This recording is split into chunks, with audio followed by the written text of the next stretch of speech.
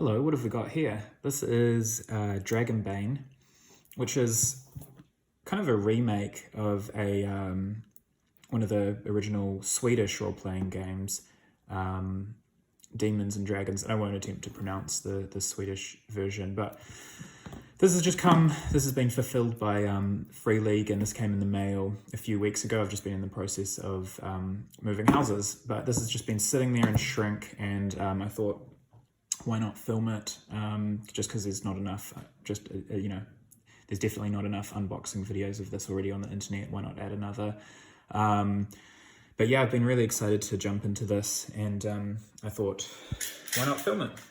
Okay, and so I think what we'll do, we'll leave this one for last. I think we're going to start, why don't we start with the GM screen? Just because that's what's on top. Now I've got to find out a way to open this without damaging it. I'll just be very careful. Just run the knife along the side, see if I can get into that.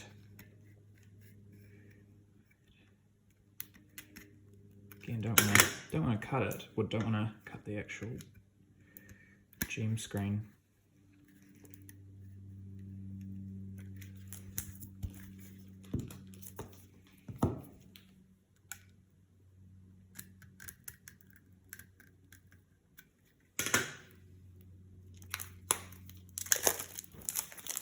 All right, there we go.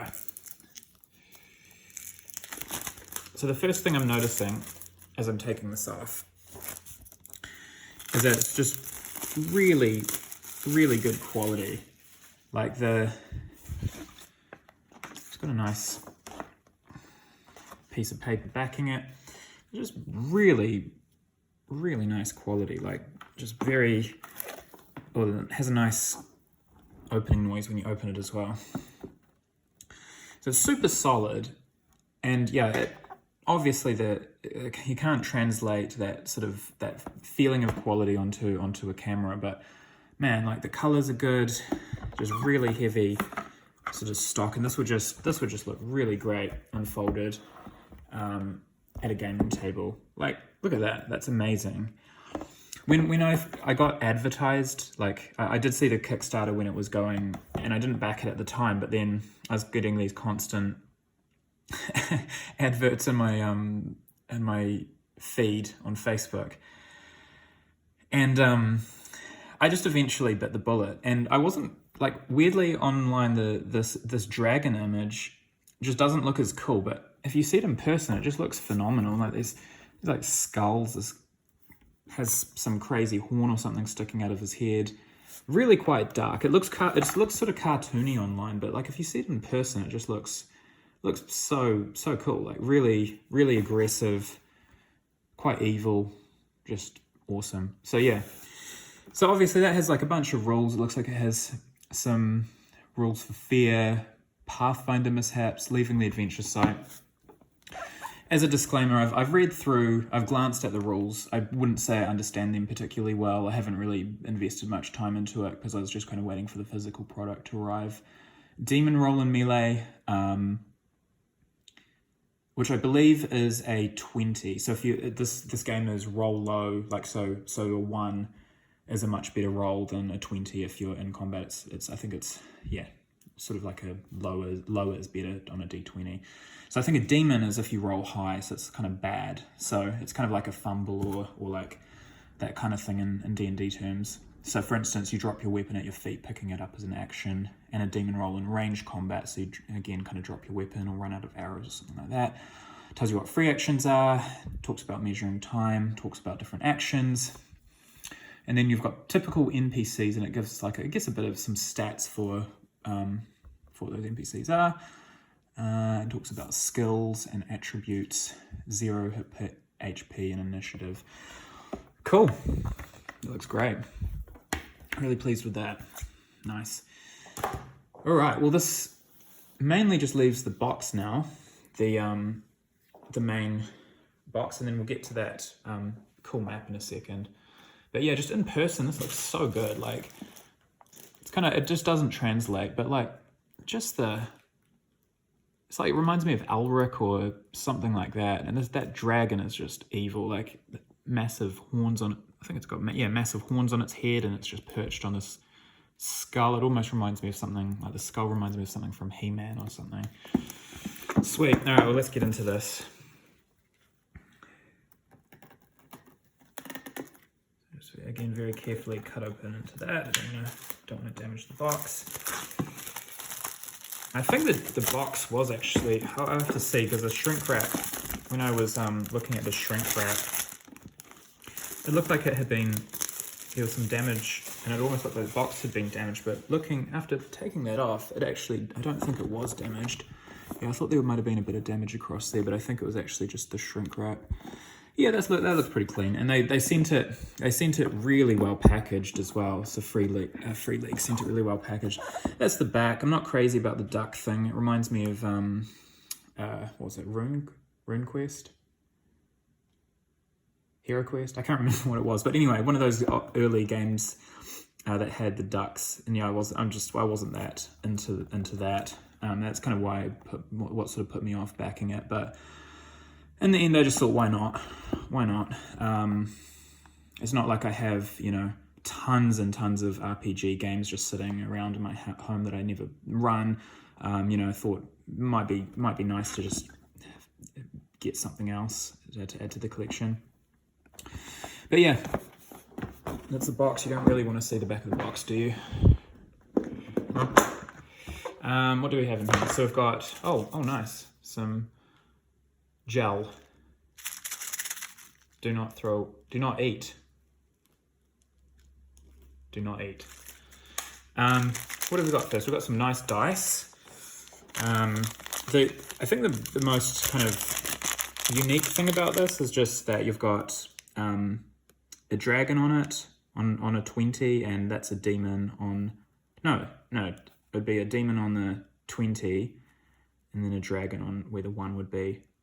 So that's cool. They're quite nice dice as well. Again, like they probably look cheap on camera, but like that's like a really just mostly very clean, nice see-through green dice. And I guess you've got 2 d20s, 4 d6s, and just kind of one of the other main dice. Interestingly, you don't have like a percentile. Not sure why that is. Maybe you don't need percentiles in this, or maybe you just roll 2. Or maybe everyone just has so much dice set in their collection that they don't really need a percentile. So those are nice. Sure that they'll get good use. I would actually like to run this, and I think if I was running this, I probably would do maybe the solo rules, or just to try it out, or I would do just like a really basic campaign with a few people, a few friends. So these are the standees, I think, like the bases for the standee characters. So yeah, just kind of see-through plastic, nothing that amazing really. And we've got games catalog. So again, you can just head over to Fria Ligan's site and look at their other games. We don't really need to thumb through that. Something else, another yummy treat. And then we've got these cards. We'll look at the cards a bit later. Let's look at the actual material. So we've got this 1-pager, welcome, getting started. Cool. It's always good to have those, I guess, just as a reference point of where you're going to start with things. And then you've got the, I guess these are the rules, like the main rules, and we'll grab those. So this is printed kind of, it reminds me of the Twilight RPG. That's what it's called, the one that Fria Ligan also does. I've got the box set somewhere, but I can't figure off the top of my head what it's actually called. Twilight 2000? Is that what it's called? Yeah, Twilight 2000. Really similar. The booklets to this are super similar to that. Like if you've handled those before, you probably know what this feels like. So it's kind of a matte. It's a really nice matte finish. It's actually pretty like substantial for it, it's quite hefty, feels good quality, nice thick paper, and yeah, so it looks like it's you can see how the booklet's broken up. So you've got your player characters, your skills, combat and damage, magic, bestiary, and adventures. It's got a preface about the original game. Again, I'm not sure if I'm brave enough to try pronouncing that. And so this is just by the designer, I guess it's Tomas, maybe? Is that how you pronounce the name? And it just has the initial blurbs that you'd expect, measuring time, optional rules, player characters. So with this you have kin. So there, I guess the different options are like human, halfling, dwarf, elf, mallard, which is kind of the duck folk, and wolfkin. It gives some examples, I guess, of what humans and dwarfs and halflings and so forth are like. What ducks are like, gruff and grumpy, I think. Is that what they're like? They have a knack for trade, and their agitated quacking is often an integral part of the soundscape around marketplaces. If you've ever been around a bunch of ducks, I can definitely imagine that. If you feed a bunch of ducks and they come squawking around the table and want bread and stuff, I know exactly what the mallard must sound like. Irritating. So you've got the elf and you've got the wolfkin, and you've got some professions too. So it gives I think these are kind of like, I think these are more like, oh no, these are classes. So professions are like classes, I guess. I was thinking it's more like a sort of like a passive kind of profession before the person has got started as an adventurer. But yeah, it's actually like the equivalent of classes, I guess. So the artwork in this is really nice, and I think it kind of gives a sense of what the world might be like, and yeah, it talks about the usual things like attributes. Talks about like skills and movement, gear, heroic abilities. I'm not sure how much I can talk to this because I'm not that familiar with the rules, and so I just kind of, in some ways, I'm kind of learning at the same rate that you are. If you don't know anything about the rules so far, I'm kind of just looking at them and seeing what I see. But yeah, really nice art. Like that's pretty cool. It's a pretty cool piece. It's kind of got a dwarf grabbing someone by the ankles to steal a crown off a dragon. Very classic kind of role playing. Boons and banes, opposed rolls, core skills. So yeah, it's got all of the skills that you might need, heroic abilities. I guess, is that a wolfkin? Looks a bit more like a cat. I think there is like a cat class, I think, in the original version. So I'm sure they'll bring out some more kins down the track. And you've got rounds and initiative, just all of the stuff that you would expect in a role-playing game, I suppose. None of it's super rules heavy too, which I like. I don't have the time these days or the attention span to wade through just like tons and tons of like really intricate rules. I just don't care. I just want to play. I just want to have a good time. Just get a game to the table and just enjoy it, you know? And so this, for me, looks like a pretty good sweet spot where you do have some of the rules spelled out, but it's not so deep that you're just going to get lost in it. So animism, that's cool. Elementalism, and I like that it's like these isms, like it's not just this kind of vague magic. There's actually some flavor to this, like animism, you know, and or elementalism. You're tapping into the elements presumably to cast that magic. And you know, maybe you could be specialized in that perhaps. Mentalism, I'm assuming that's sort of tricks or spells of the mind. Really cool, like that, and that's, to me, that's evocative, and it's like, and it's quite succinct too. Like that, it's not a ton of spells. So I think you should be able to get a handle of the rules pretty quickly with this.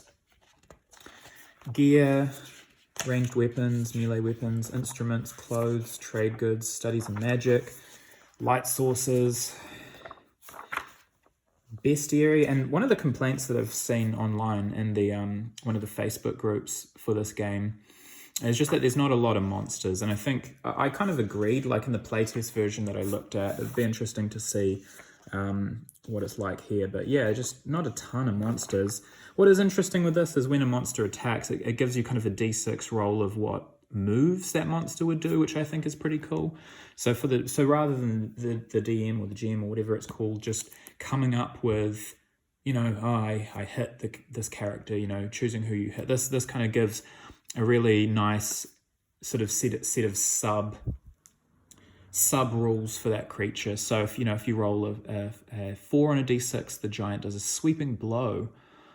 It sweeps its weapon at all adventurers within 10 meters.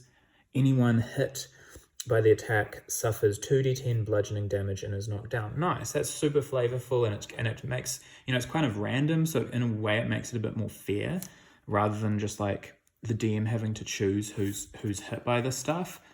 But yeah, one of the complaints that was made is that there just weren't heaps of monsters to choose from. I kind of get that. Yeah, there's not heaps. Like that's not a lot of monsters at all, really. But I kind of feel like if it's a simple enough set of rules, you can just kind of make up your own.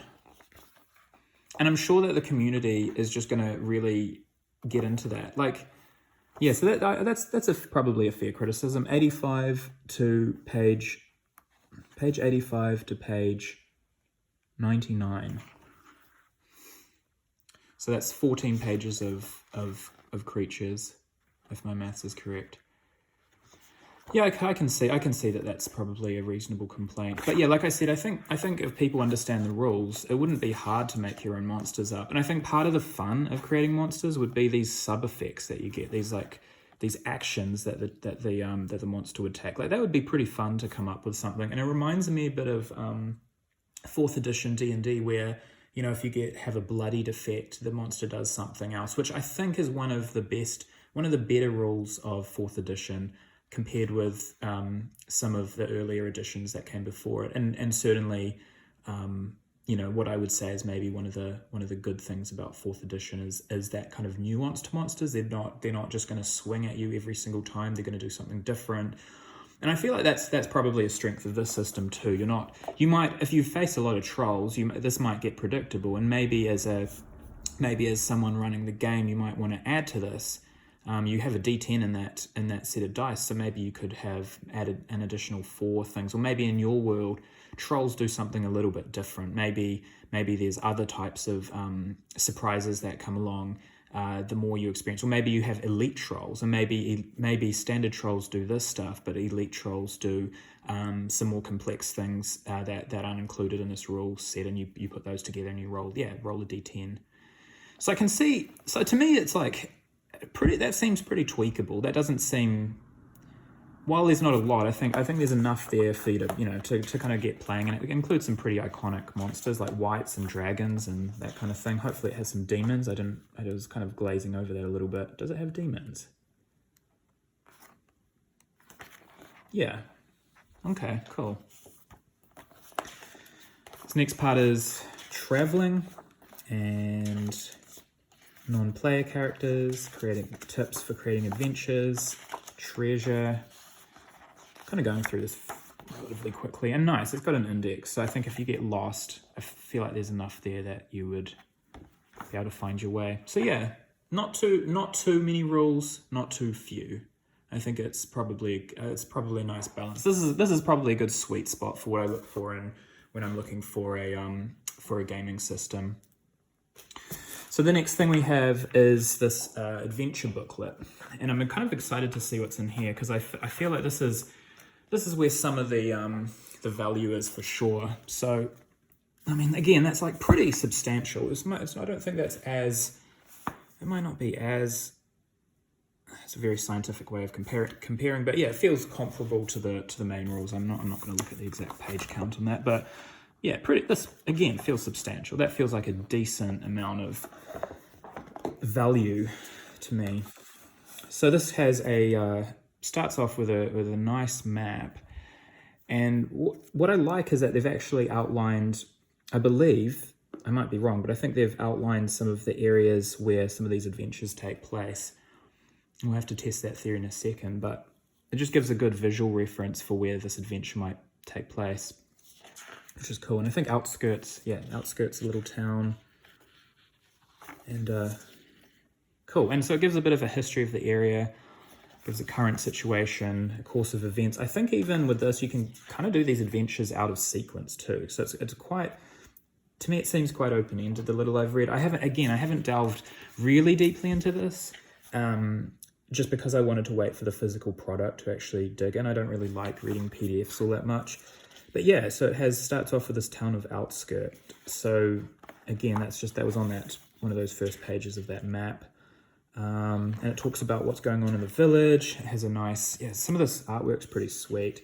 I wasn't sure about it when I was looking at it as a PDF, but yeah, it's really hard to, there's a big difference, I think, between looking at something in PDF and then actually seeing a physical product and having it in your hand, and that sort of tactility that comes from being able to thumb through something versus just scrolling through a PDF. And I feel like it just kind of, to me, I'm all about that tactility. Like, everything's so digital nowadays. I just like having something in my hand. So yeah, I kind of reserved my judgment on this until it actually arrived. So I'm kind of glad I did, because I actually like that. And that dark duck is cool. I can get on board with that sort of duck.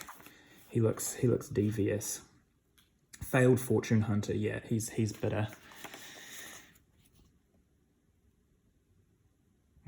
Quasimund scum. Yeah, I like that too. Anything scum or failure, anything to do with that, is good in my books. These people, he looks pretty jovial. That guy's cool. Wrinkled and shriveled prune. Doesn't have a single hair on his body. And he wears a sack-like garment. Nice. Journeys. I guess journeys or random encounters in the area. Riddermound? Locations. It's nice simple maps. I like that they're just easy to look at, hopefully easy to understand. Looks like it's all, there's bullet pointed stuff. This text is pretty easy to grasp, I think. Bothild's Load. So I guess this is another adventure. Yeah, so these adventures are pretty pared down, but like in a good way. I think it looks to me like without reading it, I can't say, but it looks to me like there's enough info there that you're going to be able to inject your own flavor into it, but it gives you enough of a narrative structure that you can kind of work with it. Temple of the Purple Flame, Demon Cultist. Really, with Demon Cultists, you'd want them looking a little bit more shady than that. I've seen people in real life that look like that. Maybe they were Demon Cultists. But yeah, I reckon that could have been a bit more, they could look a little bit more seedy than they do.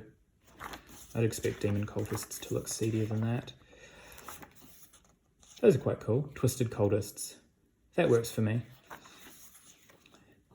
Locations. And again, was it the ogre or the troll that we were looking at before? Oracle Cave. Nice big spider. Little Frodo in the web. Baby Frodo. Some kind of troll or orc maybe. Is it an orc? Ah, yeah. Scarred orc. Okay. Nice. That's cool. A toad with some twisted horns. The horned toad Ambrosius is the size of a dog and the result of Haga's experiments. So who's Haga? Maybe. Ah, there's Haga. So what is Haga? A very small old troll who reeks of smoke and wears a headscarf and a tunic of multi-layered fabric. I've actually got a troll character that could be kind of cool to use for this adventure. I might show it at the end if I can be bothered. Deadeye's Cave, Fort Malice. Yeah, there's a lot here. Like I feel like if you just ran a few of these, like you'd get your value pretty quickly. And there's just so many. Like you could easily spend years playing this with just what's in the box. I wouldn't have any complaints. I think there's enough monsters here. I think there's enough adventure to be had that, yeah, to me this is good stuff. Like that, both those booklets together make a pretty solid box. And I haven't even got to the cards. I haven't even got to the map yet. You've got, I think this is the solo rules, so it comes in the form of an adventure, but it gives you some rules for playing solo. And as I said, I wouldn't mind just trying this out, or just doing a game or two with a few friends, like just keeping it real small, like just a few players. This is a nice little addition to what's here. I feel like this, I mean, in some ways, I guess, I was going to say, this maybe would have been better off put into that core rule booklet. But I guess if you're playing this solo, you kind of want something that's separate. You don't really want to be thumbing through the rules with this as part of it, like, because it does add a little bit of length. And so I think if you had this inside the main rule booklet, which was my first preference, I think it would actually get a little bit annoying. So I appreciate, after some more thought, I actually appreciate that they've separated this. I think it's just easier to work with this way. And if you chuck it in the box, it's not going to get lost. Like if you're keeping all of this stuff in the box together, it's not going to get lost. Wow, this is pretty. This is a map. This is another map. So this is the map that comes like kind of just in this core rulebook, in this core box. And I don't even think I'm going to have enough space to show it all on this bench, but I'll try. Oh, pretty close there, but not quite. But you get a pretty good idea of it. So I've got the Misty Vale, and again, it's got some numbered some locations there. This is a really nice map. Like this is really thick. To me, as just kind of like an inclusion in a box set, this is pretty beautiful. And again, you can't do it justice with a camera, but this is like really, really beautifully illustrated. Like just the kind of the quality, the kind of the hand drawnness of all of this. Like I'm sure someone has literally hand drawn all of this. It may have been done digitally from the outset, but I feel like this has been hand drawn and then like scanned in or something. I don't know how they do it, but that's like that is really nice. Look at this monster. Where is that? It's like a monster lurking in the lake. I'm trying to show that. There we go. Look at that monster just chilling in the lake. Sick. All right, and then we've got, is that double-sided? Nah, just has a bunch of backer things. This video's ended up being way longer than I thought it was going to be, so I'm going to kind of go through the rest of this fairly quickly. So this is another fold-out map, double-sided, great quality. Again, reminds me of the Twilight 2000 thing where you've got a whole bunch of maps. Pretty useful. I've never been like a huge mini user, but I think I'm getting more into like the idea of using minis, and mainly that's because I taught myself how to paint. And now that I know how to paint, it just feels a lot more satisfying actually creating miniatures for a game, and actually using miniatures. But I don't know, you could totally play this without miniatures as well. So these are just a few sort of pre-gen characters. Nothing that inspiring, especially this guy.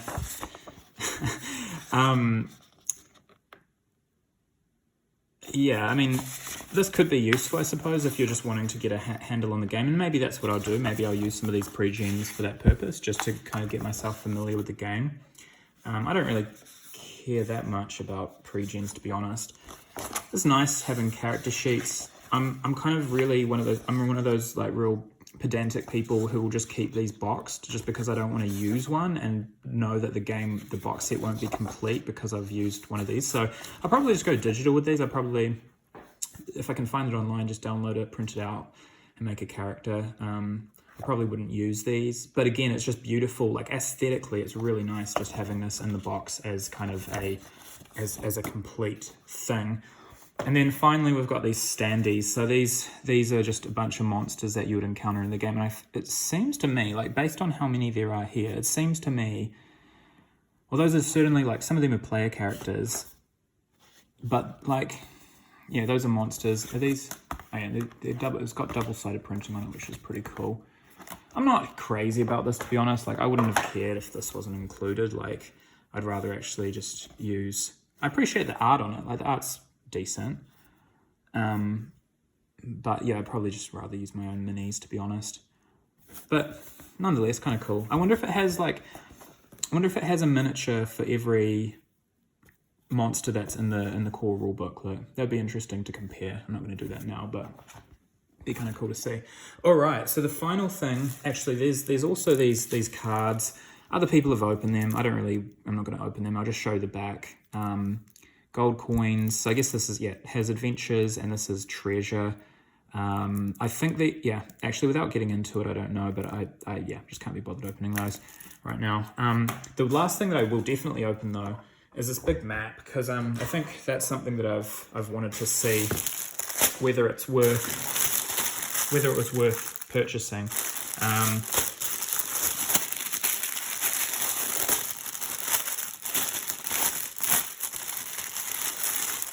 Okay, interesting. It's like quite a difficult fabric to sort of to describe. It's almost like not. I don't know. I don't even know how you describe their fabric. Kind of like felt. Maybe it is felt. Was that really obvious? It probably has, like on the Kickstarter, it probably says it's like a felt mat. But anyway, it's like, yeah, it's a really nice material. I feel like this would be something you'd put on your wall, or maybe if you've got a really big table, which I happen to have, you could drape it on the table and like roll dice on it and stuff, and spill drinks and wipe crumbs. Yeah, that'd be good. But yeah, this is just kind of the same thing basically of that other map that I showed you before, along with the little dude lurking in the water, Loch Ness Monster. And yeah, cool. All right. This is pretty sweet. I feel like it would be better as like a wall hanging or something, to be honest. But anyway, it's pretty sweet.